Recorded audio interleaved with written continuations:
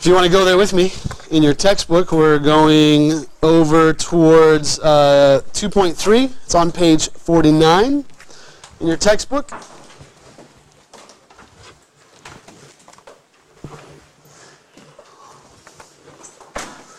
You did some looking at this document with your groups, so nothing that I'm going to tell you about today is new. You're preparing for that summative assessment that is tomorrow. We're ready to roll.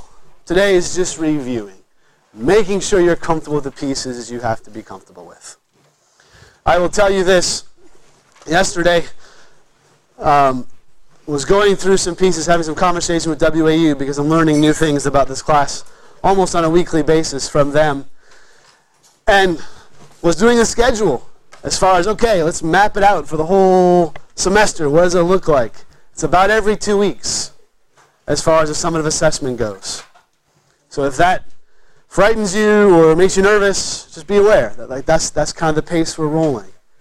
All right? So spend your time. You have your study guides. You'll have your books. We'll do our labs. We'll spend our time in class. But I want to make sure that you stay focused. Okay? So let's do some rolling. Let's talk about our 4 types of organic molecules. What are they? Who's got them? Yes, sir. Give me one. Carbohydrates. Good. What's next? Lipids. What's next? Nucleic acids. And last but not least? Proteins. So that's not the order there on the board, but that's fine. That works, right? It's funny. Mr. Kaler was telling me a story about a college professor that basically his test was, was regurgitate my class. Like, here's a blank sheet of paper. Tell me everything you learned. And if you didn't write it in order, he missed points. Thankfully, we don't do that anymore. But, right?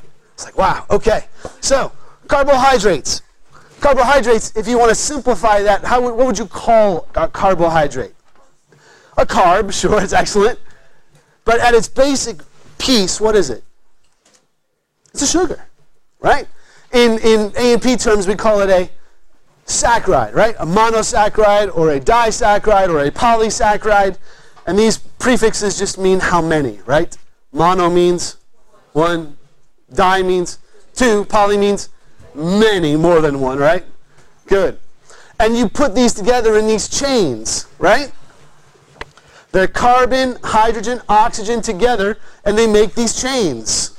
Here's a monosaccharide, a disaccharide, and a polysaccharide. And usually they're built around this carbon ring, right? These 5 or 6 carbons that are together in a ring with an oxygen usually stuck in that ring. And those come together, almost like little Legos, right? Little chains. And when we eat, we usually are eating polysaccharides, and our body is taking and breaking those down and making more monosaccharides so that we can use them in our cellular respiration, which we'll talk about next unit. Make sense here? Quick energy. That's what carbohydrates are for, right? Somebody has super low blood sugar, like somebody has diabetes or has really low blood sugar. What do we do? Like, what do we give them to help them? Sure. So insulin's the other direction. There's 2 types of diabetes. So insulin would be if their blood sugar is too high. You give them insulin to help lower that. But if their blood sugar is too low, you give them sugar, like a glass of orange juice, right? Which is almost straight up sugar. It's natural, right? But it is very much just like, here's pure sugar, drink it. Okay? It's kind of interesting. Oh, I won't go there. Don't have time. Don't have time. All right? Or you're giving them a little candy bar or something to quickly get their blood, the sugar from that quickly transferred into their bloodstream to get them better. Next, we got lipids. Lipids have 3 categories, right? What are my 3 categories? Give me one. Sir? Sorry? Glycerols. Mm-hmm. Yep. Sorry? Yep. Steroids. Yep. And what's my other one? Well, fats, I was thinking that was kind of where, did we say phospholipids? Okay, so fats, phospholipids, and steroids, right? I'm just making sure I'm not losing my mind here. So here's our fats. And what is the main function of these fats? They store energy, okay? And I know we all tend to think of fats as just being something we want to get rid of. Or maybe perhaps not yet at your stage of life, but certainly as you get older into my stage of life, you start thinking about this. But fats are good. The reason why we have fat is because when we eat, perhaps we don't use all of the energy that we've taken in, right? And so your body stores that. It's only been in the last couple hundred years that we had this thing called a grocery store. Like you could just go and get as much food as you possibly wanted, right? Even 100 years ago, even 50 years ago, my dad's relatives are all from the hills of Virginia. Hillbillies, like, I mean straight up hillbilly. Like that, we talk like this. Very slow. And yeah, it works real well, Ryan. You got it. Yeah. I got it. And they would literally, and I kid you not, I was a kid. I'm 13 years old. We go down there to visit. We would go out to the stream out behind their house, fish, catch trout, and that was our dinner. Like, that's how you rolled, right? Certainly you go places that are outside the United States. Those of you who have traveled, have been missionaries of these, that's how it works. You don't have a pantry full of all the food you want. So if you have excess, if you eat excess because let's say you found, you made this kill and you got this big animal and you're eating a lot and you can't use all that energy, the body stores it. That's what fat is. It's storing energy so that when you can't find food, now you've got something to eat. Make sense? Our trouble is, of course, for us who have a little more of the fat is that we just eat more than we need, right? Our body says, okay, I'm going to store it, but we never actually use it, right? Okay.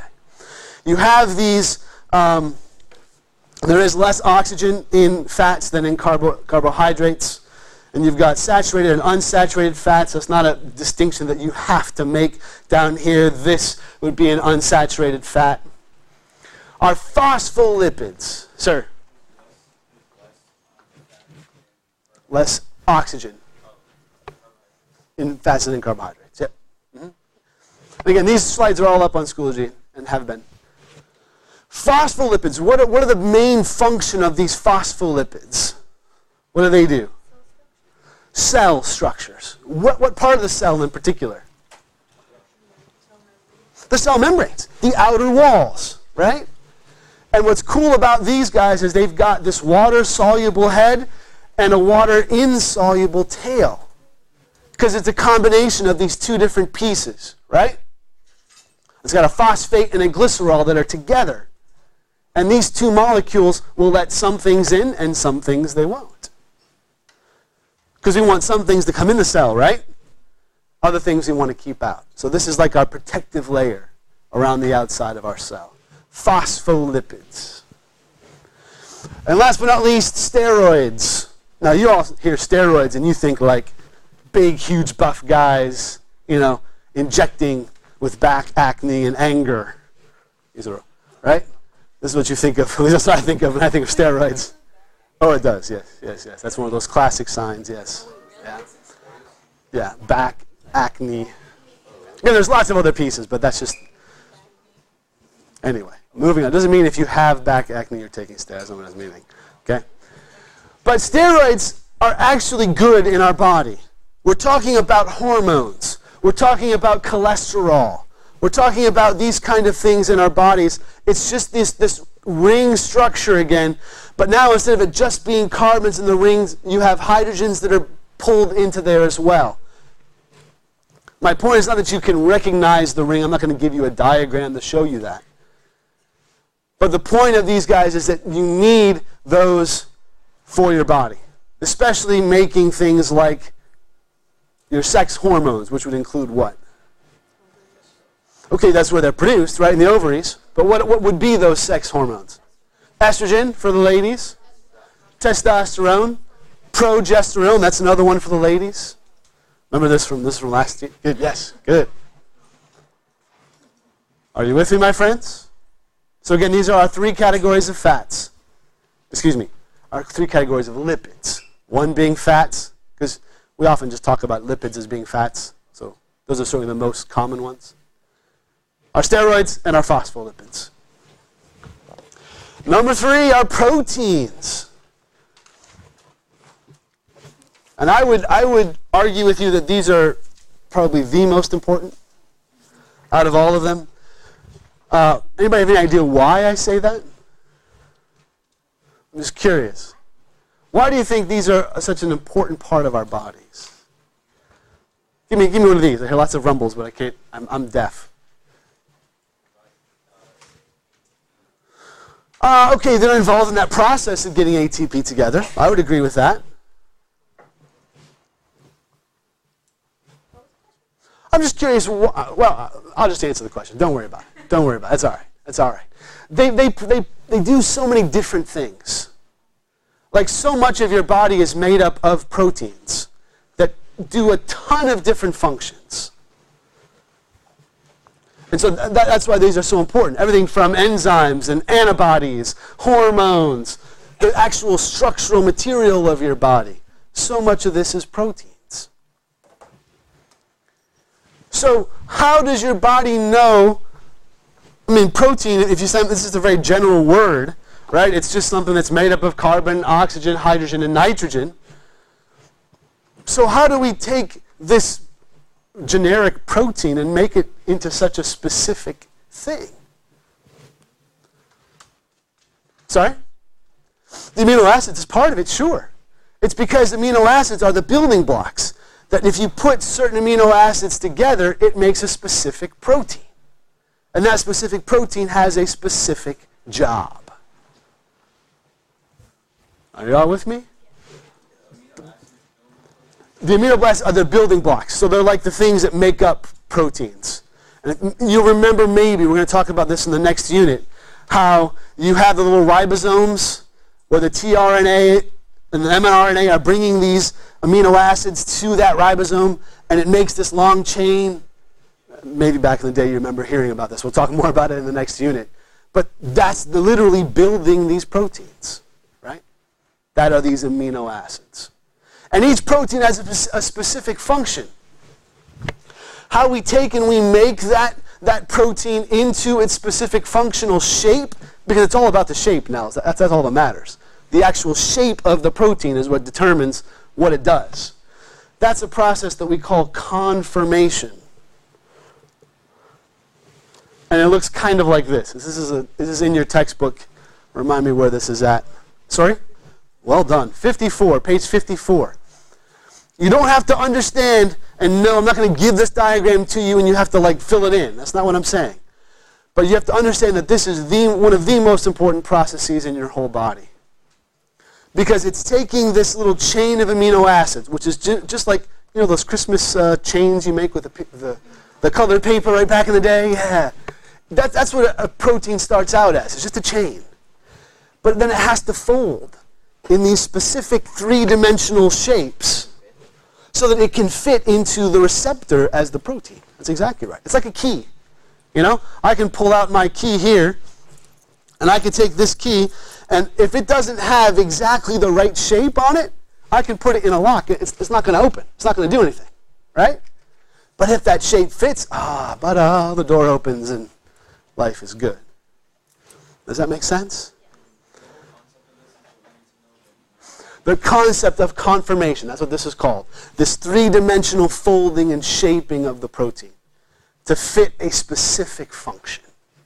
That's what conformation is. I'll tell you a quick little story. Mikey and Milton Brown, their dad, is a physician who makes new drugs. Like, he's in charge of a lab that they literally are creating new drugs. He's got a number of patents to his name from these new drugs that his lab has come up with. And about 10 years ago, I took a chemistry class down to see his lab, and they had this computer that you would wear these 3D goggles. Now understand, this is 10, 12 years ago, and this was a huge deal. You would wear these 3D goggles, and this computer was powerful enough that it would show you three-dimensionally what these proteins looked like. And these guys would use this to again, figure out how the drugs would interact with other pieces in our body. And this was like cutting-edge science. We spent about half an hour in this lab, like literally passing these glasses between students so they could see this. Wow, this was so cool. Now it's online. You can go online, there's a database that has all of these three-dimensional shapes. On your phone, you can go and look at these things. It's craziness. How fast the technology has changed, right? But this conformation process, that's like really what they're doing in these drugs. They're trying to fold these proteins into just the right way to take care of this disease or take care of that problem.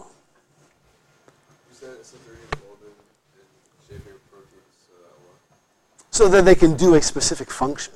Yep. It's all about doing a specific something. Sure, right. So they're fitting in with a receptor. You're correct. Yep. Which unlocks a certain function or unlocks a certain thing in the body. And again, that's called conformation. I thought that there was a slide that had that word on it, but maybe I just keep missing it.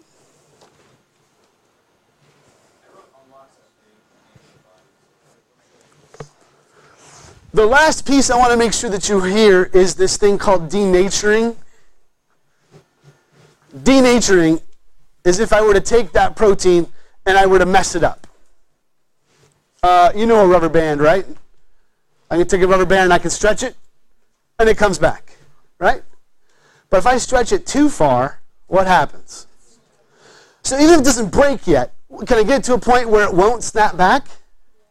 You can, right? You can pull it enough that it like kind of barely goes back a little bit, right?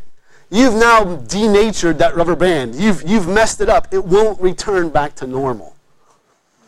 We had a lab we were talking about doing for this, but there's just not enough time. We ran out of time to do it.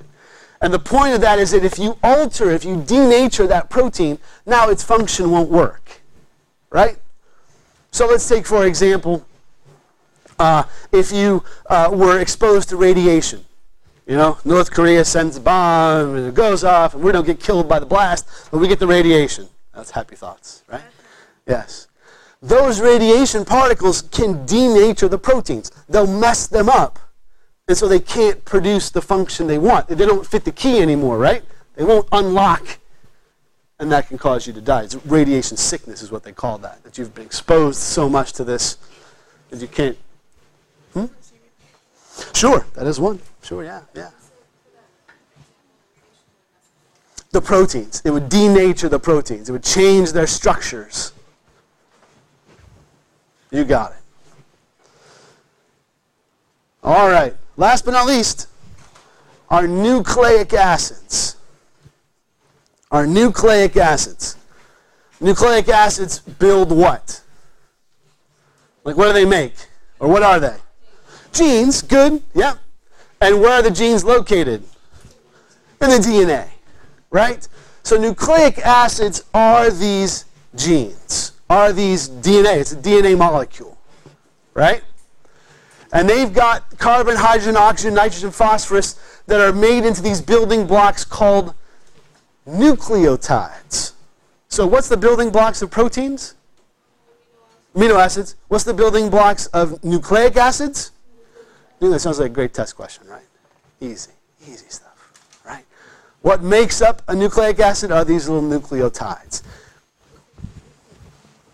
And again, you've seen this. This should not be new to you, right? DNA and RNA are your two main types of nucleic acids. DNA is the storage. It's like the cookbook. And we're going to talk way more about DNA in our next unit here. It's the cookbook that holds all the recipes. Each one of those recipes is a recipe for a specific protein. The protein that makes up your eyes, the protein that makes up your hands, the protein that makes up your heart, the protein that makes up your bladder, whatever. All that recipe, all that code is in the DNA. And then the RNA takes one of those recipes, copies it down, takes it out to the ribosome, or the kitchen, let's continue the analogy, and they cook that recipe by making that specific protein. These would be nucleic acids. Yep, nucleic acids. So here's kind of that diagram that shows you, remember that you've got the sugar base, right? It's either ribose or deoxyribose. That's our sugar, right? That's what DNA stands for, deoxyribose nucleic acid. RNA is ribose nucleic acid, right? That's the basis, is that sugar. There's a little phosphate piece that's on there, and then the B is the base pair. Do you remember the names of those? Or even the letters that go along with them? TA and GC, right? Absolutely. Those are them. And again, we're going to go through this again next unit. But those are the bases, right? The pieces that connect together to make our beautiful double helix DNA structure. Any questions there? Did I miss anything from that study guide?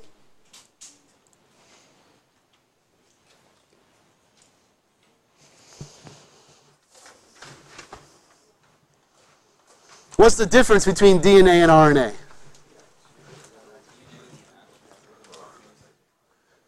Okay, that's true as far as function-wise. How about structure-wise? It's all about the sugar. One is a ribose, one is deoxyribose. This means it doesn't have oxygen. D is DNA, right? Deoxyribose.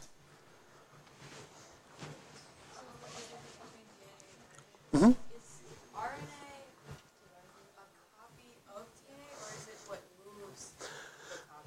So it is a separate molecule that comes and makes a copy and takes that copy out. Right. Yeah, it is a separate something. But it is copying off a piece of that to take it out somewhere else. It copies off a piece of the DNA inside the nucleus and takes it outside to the ribosome. If you really wanted to take a peek at that process, because we're going to spend more time on this in the next unit, let me give you a page. On page 98, there's a lovely diagram that talks about that process. That's called transcription and translation. These words bring back any bells for you. Okay? A little bit of quick review here for you.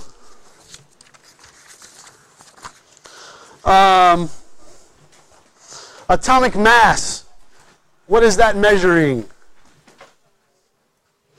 Like what determines the atomic mass, let's say here, of magnesium? Protons and neutrons, right? Good. Atomic number deals with which ones? Protons, and it can also be number of electrons, because that's the same for an atom, right? Okay. How about when things combine? What is it that combine? Like what things interact? The outer electrons. What do we call those outer electrons? Valence electrons, right? Good. Well done. Well done. Well done. What's an isotope? Same protons, different number of neutrons, right? It's no worries. Again, these are just all those basic kind of chemistry vocab pieces, right? Different neutrons. So it's the same element. Like hydrogen has 3 different isotopes that has different numbers. Some have no neutrons, some have 1, some have 2, some have 3. It just depends, right? But it's still hydrogen because it only has 1 proton, right? Okay. How about when I have elements that are sharing electrons? What do we call that kind of a bond? A covalent bond. If they're giving and taking, ionic. Which is stronger? Ionics are stronger, right? Covalent's fairly easy to break apart. Okay, good. Give me your 5 types of reactions. Synthesis, decomposition, single and double replacement or displacement, and combustion, right? Or those are exchanges, single and double displacement. Your book calls exchange reactions. We call them displacements. Same deal. Again, very little combustion in our body, thankfully, so you don't have to worry too much about that one. pH is measuring what? How, whether it's an acid or a base, it's specifically looking at the amount of what? Hydrogen ions. Hydrogen ions. And if I have a pH of 7, what would you say it is? It's neutral.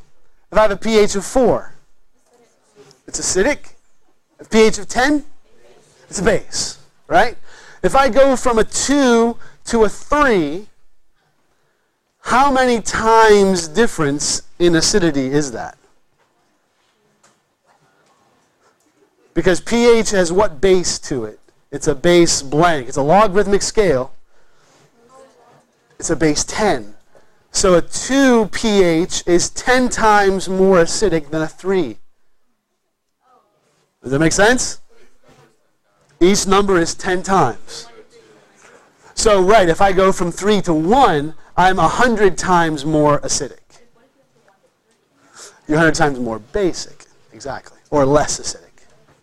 Because it's a base 10, just like earthquakes, right? Just like the Richter scale. So an earthquake, that, like what we had here, was like a 3 or a 4.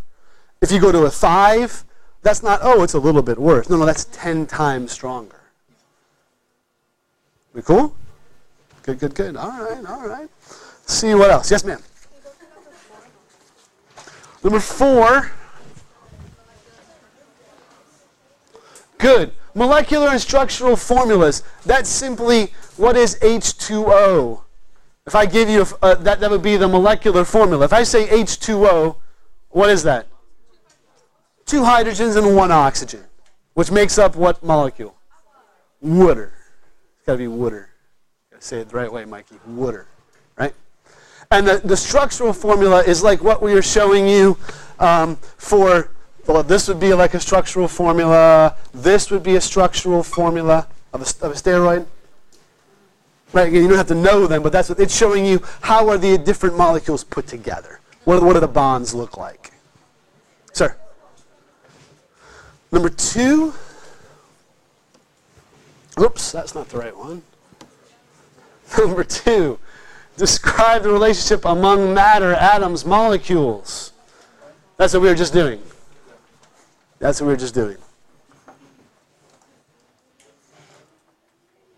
So molecules would be them all together, right? 2 or more elements coming together to make a bond. Matter is anything that has mass and takes up space. Cameron. Number 3, how atomic structure determines how atoms interact. That's basically the valence electrons. If I have 1 valence electron, I'm going to give that one away normally to get to my magic 8 underneath. So I'm going to make an ionic bond. I'll become a positive ion. Whereas if I have 7, I'm going to take 1, so I'll become negative to form that same ionic bond. If I've got 4, I'll probably end up sharing. Sir? Number 9, is that like what we've been doing just now? Yeah, exactly. The organic chemicals. Right. Yep. So if we have it all filled out on the top of the resolution, we don't really need it. Right, no, this is just the top. On the first page, that was the details to answer that. Yeah.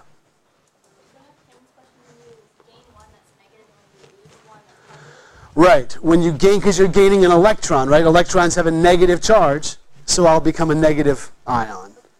If I'm giving away a negative, now I'm a positive.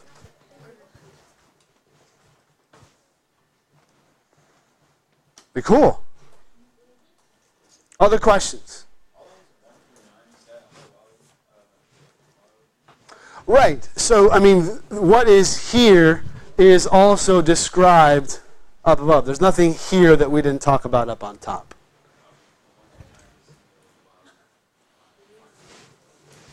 This was from the Wahoo study guide. So this is what they gave for this section.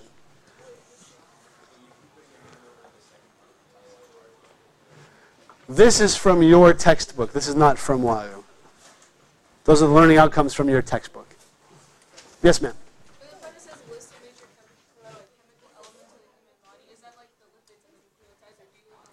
No, that's talking about the actual elements that are present. I'll be honest, I'm not going to test you over that. I think it's foolishness. No. He's talking about the actual listing of elements. So, yeah, I'm being careful what I'm saying because I'm being recorded, but no. Yes. For how your body regulates pH. Yes. So let's spend these last couple of minutes here, friends, talking about buffers. Shh, shh, shh, shh. Stay with me, please. We did the first half of that buffer lab yesterday, right? Did you see that there was a difference when you had that buffer present, how many drops it took to change the color? Like when you first put acid into the water, like immediately, right? It changed color to show that, hey, this is now an acidic solution, right? But for the two that had the buffers in them, you had to take 20 or maybe 30 drops, 50 of them, to make it actually change color. That's what a buffer does. A buffer resists chemical change. It takes that acid and it quickly neutralizes it. It changes it, it interacts it with a base piece and neutralizes it. So eventually a buffer can't neutralize. Right. Eventually it can get overwhelmed. The good news for us is simply by breathing, we're bringing in carbon dioxide, and our body is producing it in our cellular metabolism in the interactions. And so we have tons of this supply that we can use to make carbonic acid, which is one of the ways that and bicarbonate, that's basically our blood buffer system, uses the carbon dioxide we're always taking in and out. If your blood gets if the pH gets off, that's one of the reasons why folks hyperventilate. To try and get that carbon dioxide in quicker, yeah. So when you get like nervous or scared about It can be. Mm-hmm. One of the things, yeah. It's all this system trying to keep things balanced. Remember that one big word? Homeostasis. That could be our test. We could just put for the final, like, how does the body work? You just put homeostasis and 100%. Maybe like the Jesus in Bible class, right? You don't have to actually learn anything, just say Jesus. Nah, that's not how it works. That's not how it works, unfortunately. Any other questions before I turn this off?